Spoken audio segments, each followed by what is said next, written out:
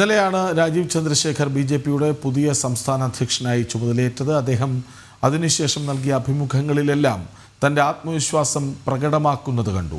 വികസിത കേരളമാണ് താൻ മുന്നോട്ട് വയ്ക്കുന്ന ലക്ഷ്യം എന്ന് പറയുന്നത് കണ്ടു. മാത്രമല്ല NDA സർക്കാർ അത് സംസ്ഥാനത്ത് വരണം, അതിനായി ഏതറ്റം വരെയും പോകുന്ന പ്രവർത്തനങ്ങൾക്ക് തുടക്കം കുറിക്കും, അത് തുടരും എന്ന് അദ്ദേഹം പറയുകയുണ്ടായി. പുതിയ സംസ്ഥാന അധ്യക്ഷൻ ചുമതലയേറ്റതോടെ വലിയ ആവേശത്തിലാണ് പ്രവർത്തകരും. നിയമസഭാ തദ്ദേശ തെരഞ്ഞെടുപ്പുകൾക്കായുള്ള സംഘടനാ ഒരുക്കങ്ങൾക്ക് പുതിയ അധ്യക്ഷൻ ചുമതലയേറ്റതിന് പിന്നാലെ തുടക്കമാവുകയാണ്. സാമൂഹ്യ സാംസ്കാരിക നേതാക്കന്മാരെ രാജീവ് ചന്ദ്രശേഖർ ഇന്ന് കണ്ടേക്കും. വിവരങ്ങളുമായി പ്രജിത് മോഹനൊപ്പം ചേരുന്നു. പ്രജിത്ത്, പുതിയ അധ്യക്ഷൻ വന്ന ശേഷമുള്ള ആദ്യ പകൽ എന്തൊക്കെയാണെന്ന് രാജീവ് ചന്ദ്രശേഖറിൻ്റെ പരിപാടികൾ?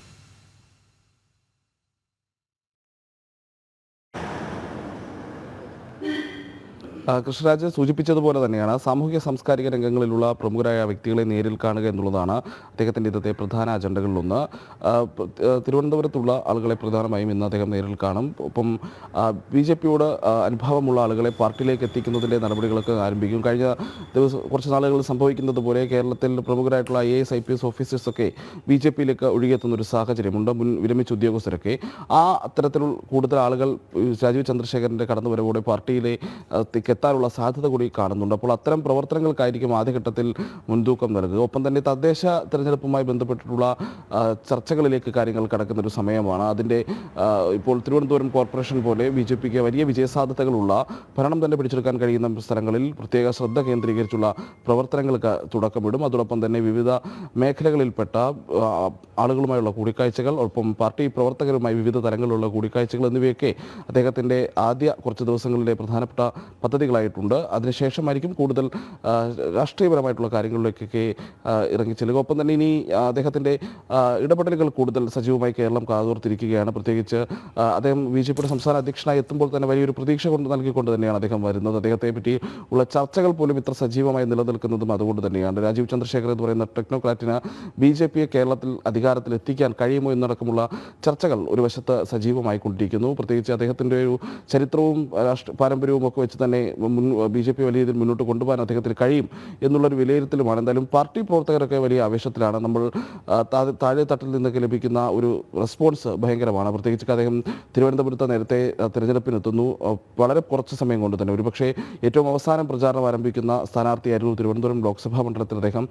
പിന്നീട് അത് വളരെ പെട്ടെന്ന് അദ്ദേഹം മുന്നിലേക്ക് എത്തുകയും വലിയൊരു മത്സരം കാഴ്ചവെച്ച് അവസാനം വിജയത്തിന് തൊട്ടടുത്തെത്തിയിട്ടാണ് അദ്ദേഹം പരാജയപ്പെടുന്ന ഒരു സാഹചര്യമുണ്ട്. അതങ്ങനെ പെട്ടെന്ന് വളരെ കുറച്ച് ചെറിയ സമയം കൊണ്ട് തന്നെ ജനങ്ങൾക്കിടയിൽ ഒരു ഇമ്പാക്റ്റ് ഉണ്ടാക്കിയെടുക്കാൻ രാജീവ് ചന്ദ്രശേഖരന് സാധിച്ചിട്ടുണ്ട്. അപ്പോൾ അത്തരം ഒരു ഇമ്പാക്റ്റ് പാർട്ടി പ്രവർത്തകരിലും സംഘടനാ തലത്തിലുമൊക്കെ അദ്ദേഹത്തിന് സാധിക്കുമെന്നുള്ളത് തന്നെയാണ് പ്രവർത്തകർ വിശ്വസിക്കുന്നത്.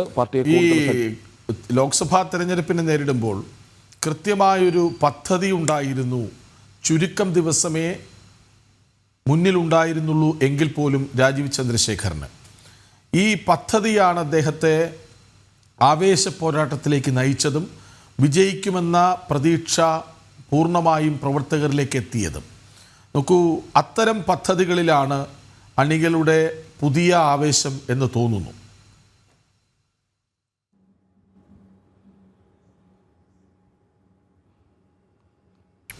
അതുതന്നെയാണ് കൃഷ്ണരാജ് ഞാൻ സൂചിപ്പിച്ചത്. അദ്ദേഹം ഉണ്ടാക്കിയെടുത്തൊരു ഇമ്പാക്റ്റ് ഉണ്ട്. വളരെ കുറച്ച് ദിവസങ്ങൾ കൊണ്ട് തന്നെ ഇപ്പോൾ തിരുവനന്തപുരത്താണെങ്കിൽ തന്നെ അദ്ദേഹം ഉണ്ടാക്കിയെടുത്തൊരു ഇമ്പാക്റ്റ് ഉണ്ട്. ശശി തരൂരിനെ പോലെ ഒരാൾക്കെതിരെ മത്സരിക്കാൻ വരുന്നത് അദ്ദേഹത്തിന് തുല്യനായ ആൾ തന്നെയാണ് എന്നുള്ള തിരുവനന്തപുരത്തുകാരെ ബോധ്യപ്പെടുത്തിയെടുത്ത ഒരു നിലപാടുണ്ട്. ഒപ്പം തന്നെയാണ് അദ്ദേഹം തിരുവനന്തപുരത്തിൻ്റെ വികസന കാഴ്ചപ്പാടിന് വേണ്ടി അദ്ദേഹം കൊണ്ടുവന്ന ചില പദ്ധതികൾ അവതരിപ്പിച്ചിരുന്നു. ഒരു പക്ഷേ അന്ന് പദ്ധതികളൊക്കെ നടപ്പിലാകുമ്പോൾ തിരുവനന്തപുരം വലിയ സമാനതകളില്ലാത്ത രീതിയിൽ വികസന കുതിപ്പിനൊക്കെ കാരണമാകുന്ന എന്ന് വിലയിരുത്തപ്പെട്ടിരുന്ന അദ്ദേഹത്തിൻ്റെ ആ ഒരു ആക്ഷൻ പ്ലാനും പ്രോജക്റ്റുമൊക്കെ നമ്മൾ കണ്ടതാണ്.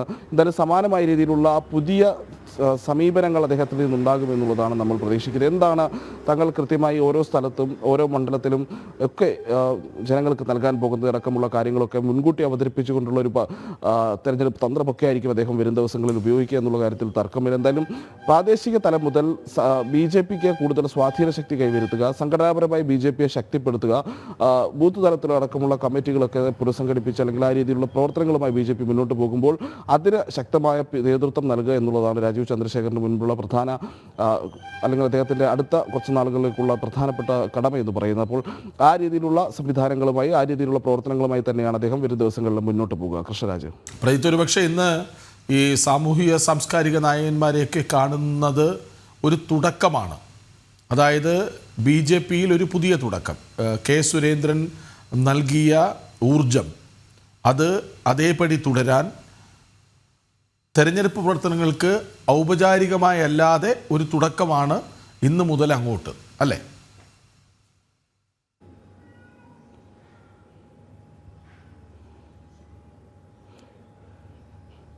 കൃഷ്ണരാജ്, കഴിഞ്ഞ കുറച്ച് കാലമായി BJPക്ക് കേരളത്തിലുണ്ടാകുന്നൊരു വളർച്ചയുണ്ട്. നമ്മൾ ഓരോ പടി പോലും വെച്ച് സ്റ്റെപ്പായി BJP വളർന്നു കയറി വരുന്നു എന്നുള്ള കാര്യത്തിൽ എതിർ രാഷ്ട്രീയക്കാർക്ക് പോലും സംശയമില്ലാത്ത വിഷയമാണ്. അപ്പോൾ BJP അത്ര സംഘടനാ സംവിധാനമൊക്കെ ശക്തിപ്പെടുത്തി ഓരോ തെരഞ്ഞെടുപ്പിലും കൂടുതൽ വോട്ട് ഷെയർ ഉയർത്തി അങ്ങനെ മുന്നോട്ട് പോകുന്ന ഒരു സംവിധാനമാണ് BJPക്ക് കേരളത്തിലുള്ളത്. ഒരു അധികാരത്തിലേക്കൊന്നും ഇതുവരെ എത്താൻ കഴിഞ്ഞില്ല എങ്കിൽ കൂടി പക്ഷേ തെരഞ്ഞെടുപ്പ് രാഷ്ട്രീയവുമായി ബന്ധപ്പെട്ടിട്ടുള്ള കൃത്യമായ സംഘടനാ തലത്തിൽ നിന്ന്, പ്രത്യേകിച്ച് ഇപ്പോൾ ദേശീയ തലം മുതൽ കേരളത്തിലെ ബൂത്ത് തലം വരെയുള്ള എല്ലായിടങ്ങളിലും കൃത്യമായ പദ്ധതികൾ അവതരിപ്പിച്ചുകൊണ്ട് തന്നെയാണ് BJP മുന്നോട്ട് പോകാറുള്ളത്. അപ്പോൾ അത്തരമൊരു സമീപനം അദ്ദേഹം സ്വീകരിക്കും. ഒപ്പം ഈ മറ്റ് പ്രമുഖ വ്യക്തികളെ കാണുന്നത് കൂടുതൽ ആളുകളെ BJPയിലേക്ക് അടുപ്പിച്ച് നിൽക്കാനും അല്ലെങ്കിൽ BJPയോടൊപ്പം ചേർത്ത് നിർത്താനും ഒക്കെ കഴിയുക എന്നുള്ളതൊരു വലിയ കാര്യമാണ്. ഇപ്പോൾ ഈ ടെക്നോക്രാറ്റുകളുടെയൊക്കെ കാര്യം പറയുമ്പോൾ ഈ ശ്രീധരനെ പോലെയുള്ള ആളുകൾ BJPയിലേക്ക് വന്നത് BJPക്ക് വലിയൊരു ഗുണമായി എന്നുള്ളത് പലപ്പോഴും നമ്മൾ കണ്ടിട്ടുള്ളതാണ്. പ്രത്യേകിച്ച് പുതിയ കാലത്തിനോടൊപ്പം ചേർന്ന് വികസന സ്വപ്നങ്ങൾ കാണുന്ന ആളുകൾ, രാജ്യത്തെ വലിയ നേട്ടങ്ങളിലേക്ക് നയിച്ചവരൊക്കെ കേരളത്തിലും BJP വരേണ്ടതിൻ്റെ ഒരു അനിവാര്യതയൊക്കെ ചൂണ്ടിക്കാട്ടിയ പല വിഷയങ്ങളുമൊക്കെ ഉണ്ടായിട്ടുണ്ട്. അടുത്ത കാലത്തുണ്ടായിട്ടുള്ള ഇപ്പോൾ IAS IPS ഉദ്യോഗസ്ഥരുടെയൊക്കെ കാര്യങ്ങൾ നമ്മൾ പറയാറുണ്ടായിരുന്നു. ജേക്കബ് തോമസിനെ പോലെയുള്ള, ചൻകുമാറിനെ പോലെയുള്ള ആളുകൾ, അല്ലെങ്കിൽ വിവിധ സൈനിക ഉദ്യോഗസ്ഥർ, അങ്ങനെയൊക്കെ ഒരുപാട് പേർ BJPയോടും സംഘപരിവാറിനോടും ഒക്കെ അനുഭവം കാണിച്ച് അതിൻ്റെ കൂടാരത്തിലേക്ക് വന്നു കയറുന്ന കാഴ്ചകൾ നമ്മൾ കുറച്ച് കാലങ്ങളായി കാണുന്നതാണ്. അപ്പോൾ വീണ്ടും ഒരു ടെക്നോക്രാറ്റ് വരുന്നു. ആ ടെക്നോക്രാറ്റ് തന്നെ BJPയെ സംസ്ഥാനത്ത് നയിക്കുന്നു എന്നതൊക്കെയുള്ള ഒരു വലിയ ഒരു മാറ്റമുണ്ട്. ഒരു സാധാരണ രീതിയിൽ കണ്ടുവരുന്ന ഒരു സമീപനമല്ല. പലപ്പോഴും ഇത്തരം ആളുകൾ മറ്റ് രാഷ്ട്രീയ സംഘടനകളിലേക്ക് എത്തുന്ന സമയത്ത് അല്ലെങ്കിൽ അവർക്ക് കിട്ടുന്ന ഒരു പ്രാധാന്യം പലപ്പോഴും കുറഞ്ഞു പോകുന്നത് കണ്ടിട്ടുണ്ട്.